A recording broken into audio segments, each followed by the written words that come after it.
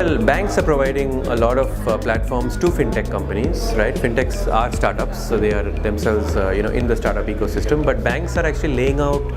APIs, which essentially enable these fintechs to integrate with banks. So typically, a fintech goes to a bank and they don't know who to speak to, they don't know exactly how to engage. So banks have opened up a large part of their API architectures, and within their own organizations, they have cells dedicated to engaging with fintechs. Banks see fintechs as a really good way to engage with younger customers, to be able to onboard customers, in an easy fashion, and get access to diverse ecosystems which banks don't have access to. One of the things that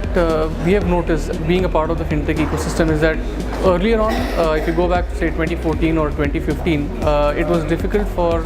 startups, whether you're focused like fintech startups or if you're enterprise technology startups, to have dialogue with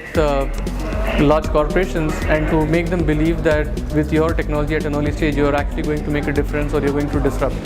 But then if you kind of come from 2015 to 2018, I think the journey has been slow, but it has reached a stage where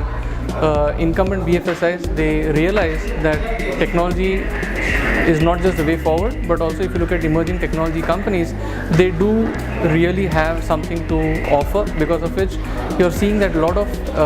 fintechs, and when I say fintechs, I'm not talking of payment companies or lending companies, but companies which are building technology, like you asked, whether in leveraging AI or machine learning or people doing stuff in blockchain. Blockchain is still something which is a bit subject to question marks, but if you look at AI and ML in particular, you're seeing a lot of companies, a lot of startups which are doing good value and good volume of business with big enterprises. Similarly, if you look at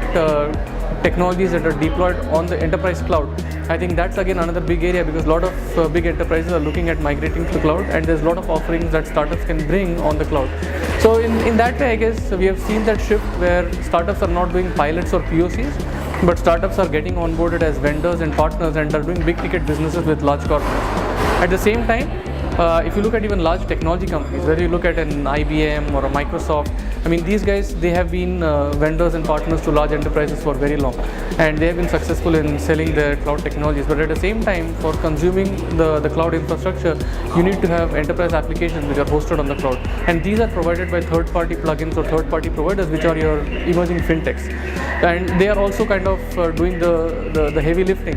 in spite of being big technology giants, because they see that by bringing together different fintechs or enterprise technology companies, they are going to bring value to their existing customers.